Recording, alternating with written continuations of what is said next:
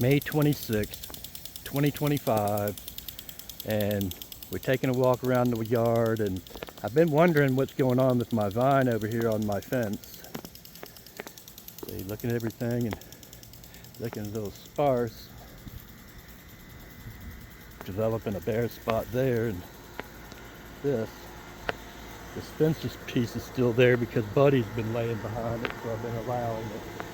But then I walked out here yesterday and saw that the lawn guy had come and he swept the fence. He cut all the vines. So yeah. Okay. This is the back side of our property.